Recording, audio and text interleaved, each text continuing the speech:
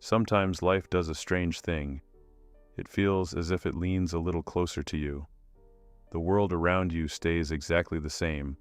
The streets, the faces, the city noise, the familiar routines.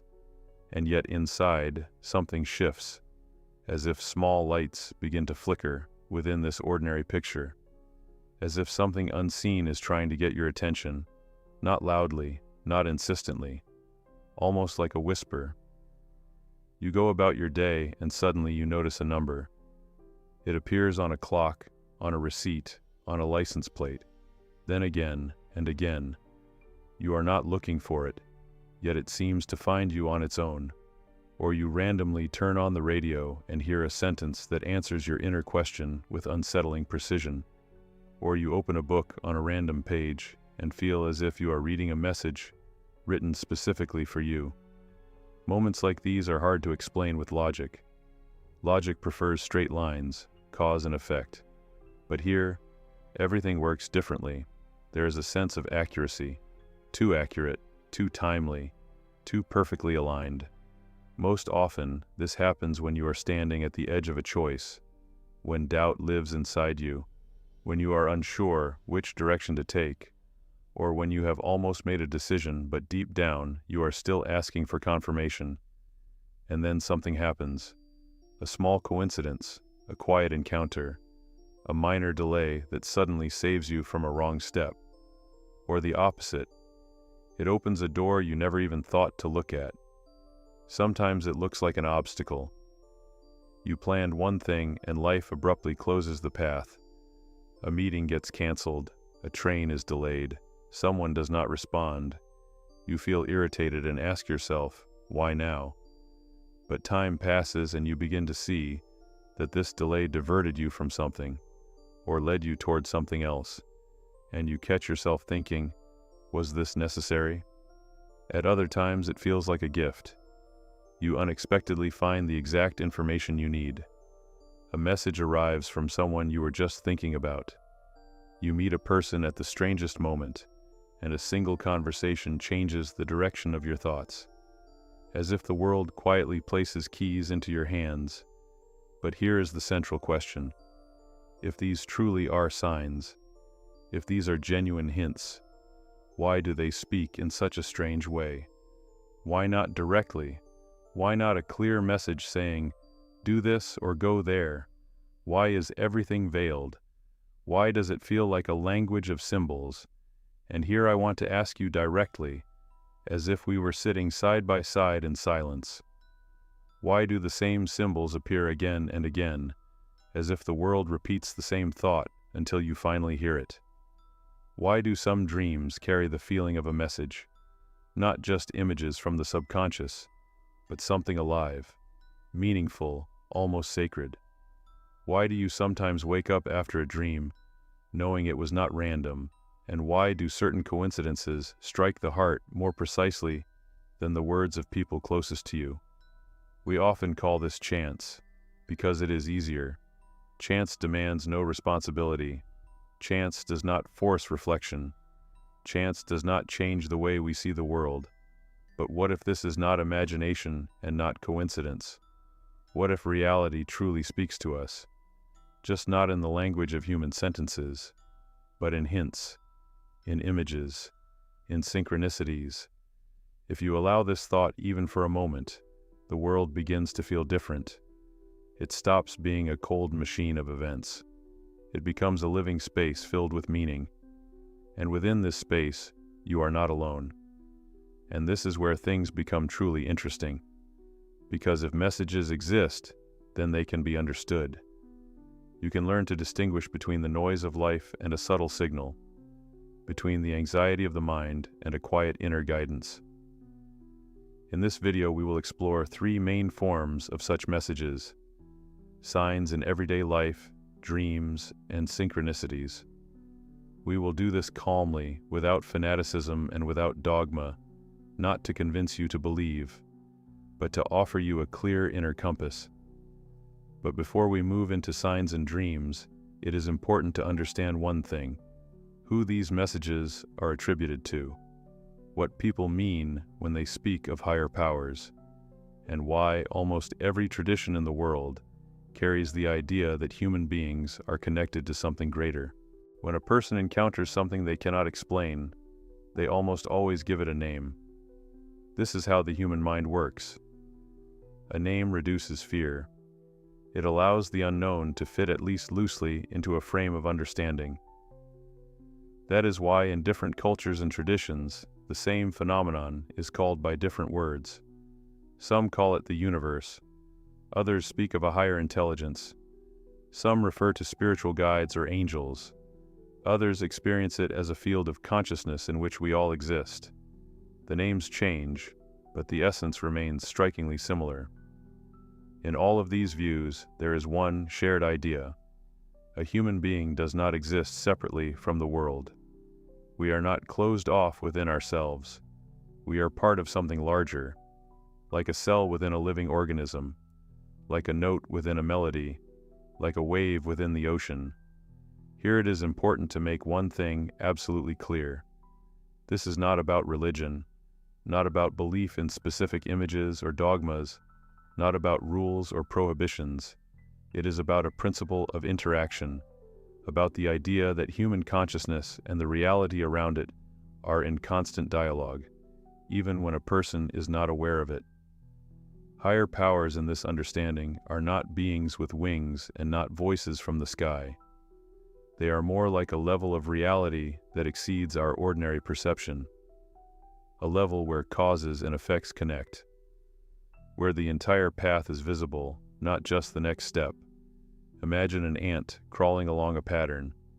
It sees only the line in front of it, a turn, an obstacle, a detour. It does not see the full design. For the ant, there is no meaning, only movement. Now, imagine a view from above. From that perspective, the pattern is whole. It has direction, logic, completion. In many ways, a human being is like that ant. We live inside events, inside emotions, inside decisions, and we rarely see the full picture. That is why messages are rarely direct.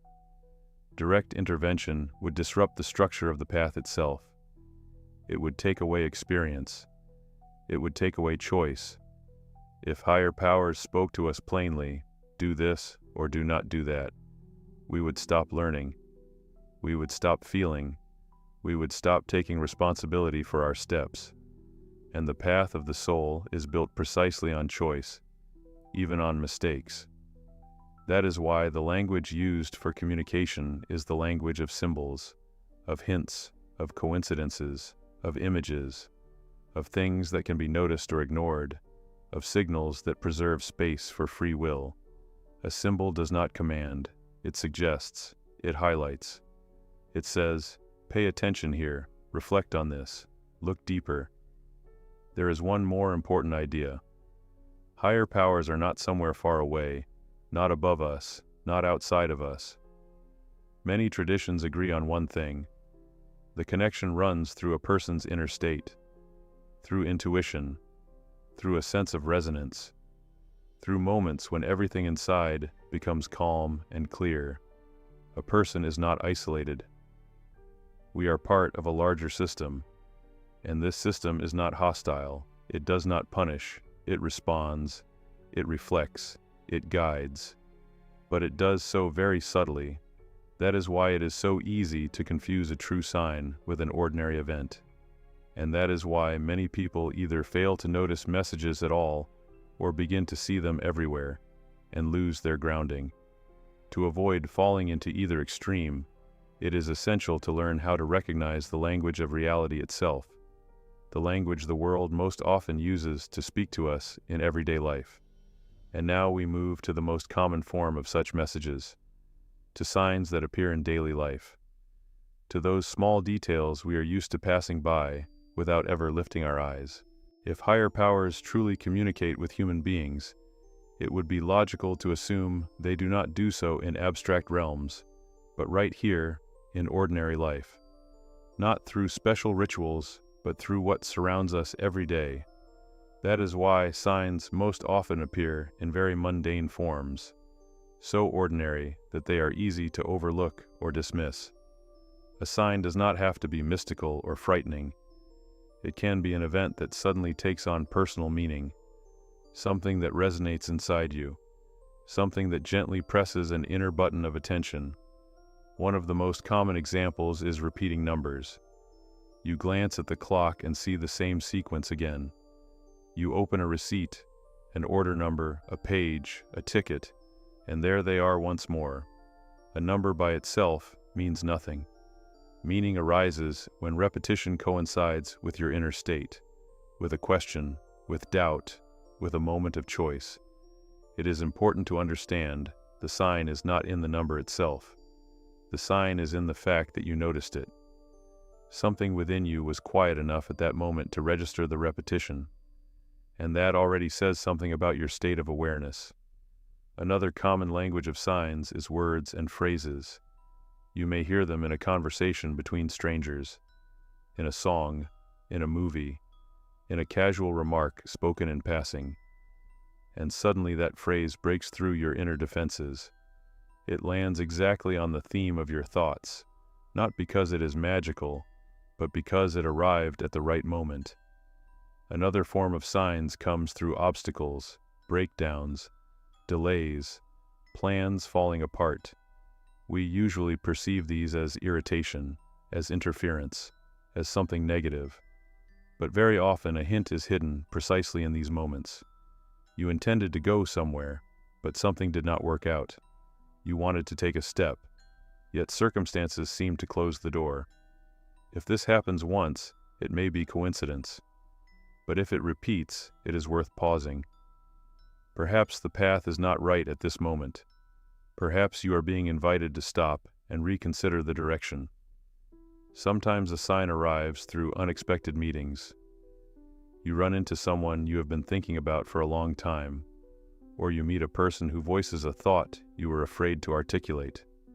Such coincidences often occur at crossroads of important decisions, and almost always they bring not a ready answer, but a shift in understanding. But here the most important question arises: how do you distinguish a sign from an ordinary event? After all, life is made up of an endless stream of coincidences.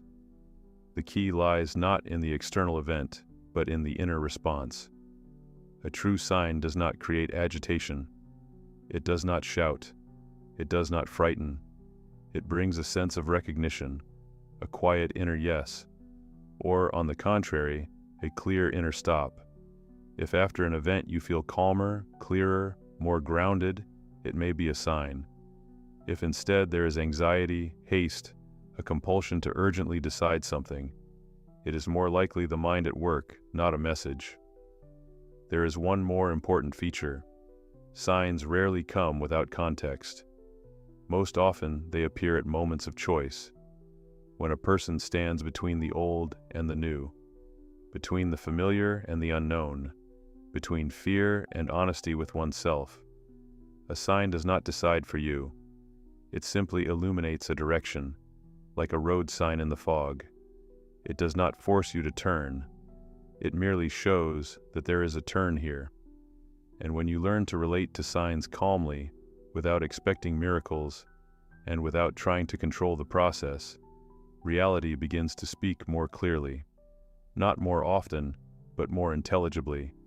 Yet there is another channel, far older and deeper, one that becomes active when the mind grows quiet and control loosens. This is the language of dreams. When a person falls asleep, the outer world recedes, the body relaxes, attention stops clinging to the details of the day, logic weakens, control dissolves, and in that moment a space opens that we rarely manage to access while awake. A dream is not just the processing of impressions. Yes, some dreams are connected to memory, emotions, and daily experiences, but there are other dreams, the kind you wake from with the feeling that you have been somewhere else, as if something was shown to you, or you were being warned. In sleep, consciousness becomes more receptive. Because the inner noise fades away, there is no need to analyze, compare, or defend. That is why many traditions viewed sleep as a sacred state. a time when a person is closest to the subtle realms. The difference between an ordinary dream and a meaningful one is not felt by the mind, but by the body. An ordinary dream dissolves quickly. Its details slip away. A meaningful dream leaves a trace. It can stay with you for years. It can return. It can evoke strong emotions: fear, calm, sadness, joy, awe. Recurring dreams hold a special place. When the same storyline appears again and again, it is almost always a sign that consciousness is trying to communicate something important. Not literally, more often through images, through metaphor. Vivid symbols in dreams form a language of their own. A house may represent your inner state. A road may symbolize your life path. Water may reflect emotions. Flying may express freedom or transcendence of limits. But it is essential to remember, there are no universal dream dictionaries. The same image can mean entirely different things for different people. There are warning dreams. They are not always frightening. Sometimes they simply create a sense of alertness, as if a quiet inner voice says, "Be attentive, pay attention, do not rush." Such dreams often appear before important decisions or events. There are guiding dreams. They may point toward a direction, a person, a place, a state of being. Sometimes it is not a storyline at all, but a feeling. An inner knowing that cannot be explained in words, yet remains after waking. Why do dreams rarely speak directly? Because directness is the language of the mind, and dreams speak the language of symbols. They bypass defenses. They move around resistance. They deliver meaning to a place where there is no argument and no logical justification. The key to understanding a dream lies in emotion, not in the plot, not in the details, but in what you felt during the dream and immediately after waking. Emotion points the direction. If a dream leaves anxiety, it is worth asking what that anxiety is about. If it brings relief, what exactly has been released inside? One of the most common mistakes in dream interpretation is trying to understand dreams literally, or searching for ready-made meanings. Another mistake is fear. When a person begins to see every vivid dream as a bad omen, a dream does not threaten, it warns. And a warning is care, not danger. It is also important to remember, not every dream is a message, and that is normal. Messages do not arrive on a schedule. They come when there is an inner question, when a person is ready to listen. But sometimes something even more unusual happens, when not only dreams, but reality itself begins to form a chain of meaningful coincidences. When the world seems to adjust to your thoughts and inner states. This phenomenon is called synchronicity. Synchronicity is the moment when the inner and the outer suddenly align with unsettling precision. You are thinking about something and almost immediately you see its reflection in reality. Not because you planned it, but because events unfolded that way. You ask a question and the answer arrives through an event, through a conversation, through a meeting, through a chain of circumstances that seem to arrange themselves. In such moments, there is a feeling that the world is not merely reacting, but participating. Synchronicity differs from an ordinary coincidence by its depth. Coincidences can be superficial. They surprise and are quickly forgotten. Synchronicities touch a deeper layer. They leave a sense of meaning, as if you found yourself in the right place at the right time for a reason. Life is full of examples of synchronicity. You struggle for a long time to take a step and then suddenly meet someone who has already walked that path and calmly shares their experience. You think about changing direction and an unexpected opportunity appears, something you did not even know existed. You search for an answer within yourself and the outer world seems to offer confirmation. Often synchronicities appear as meetings, not necessarily with important people. Sometimes it is a random fellow traveler, a shop assistant, someone from your past. Yet in that very conversation, a phrase is spoken that puts everything into place. Sometimes synchronicity is an answer that comes on its own. You stop searching, and that is when the needed information appears. You release control, and events begin to move more smoothly. A sense of flow arises, a feeling that life is carrying you rather than resisting you. Synchronicities tend to intensify during periods of inner honesty, when a person stops deceiving themselves, when they acknowledge their true desires, when they are willing to let go of other people's expectations. In such moments, the inner and the outer align. This does not mean life becomes easy. It means it becomes coherent. Even difficulties are perceived differently, not as punishment, but as part of movement. What do synchronicities say about a person's path? They do not guarantee that every step is correct. They do not promise ease, but they indicate that a person is moving in alignment with themselves, in resonance with who they truly are. However, there is a subtle boundary here. It is easy to begin searching for synchronicities everywhere, to see them where they do not exist, to turn them into a belief system, to rely on them more than on grounded judgment and inner stability. And that is why it is important to talk about why we do not always understand messages, why signs sometimes confuse us, why dreams can mislead, and why synchronicities can turn into a trap. Even if messages do exist, even if signs, dreams, and synchronicities truly are a language of reality, this does not mean a person automatically understands them correctly. Quite the opposite. Very often, it is the desire to understand that leads to distortion. The first and most common reason is fear. When a person is afraid of making a mistake, they begin to see threat where there is none. Every sign becomes a warning. Every dream becomes danger. Every coincidence feels like fate closing in. In this state, attention is distorted. It is no longer clear or neutral. The second reason is expectation. When a person already wants a specific answer, they begin to adjust reality to fit their desires. They notice only what confirms their hopes or fears. Everything else is ignored. This is no longer a dialogue with the world. It is a conversation with one's own projections. From this, self-deception is born. A person sincerely believes they are following signs, but in reality, they are following their fantasies. They pull isolated events out of context. They connect them artificially, and little by little they lose their inner grounding. Another trap is dependence on signs. When a person stops making decisions on their own, when they wait for confirmation before every step, when the absence of an external signal creates anxiety and emptiness. In this case, signs stop being guidance and become crutches. It is important to understand, messages are not meant to control a person's life. They do not replace responsibility. They do not remove the need to think, feel, and choose. They simply help illuminate a direction. Sometimes the answer comes as silence, and this is one of the most difficult forms of message.